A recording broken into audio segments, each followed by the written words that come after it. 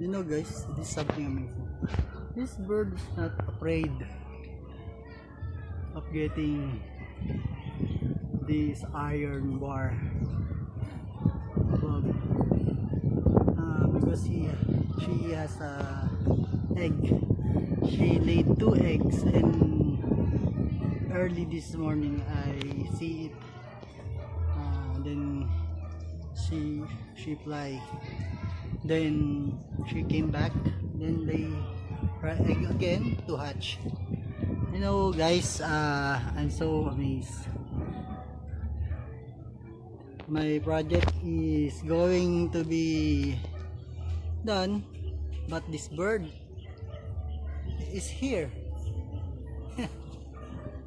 Amazing.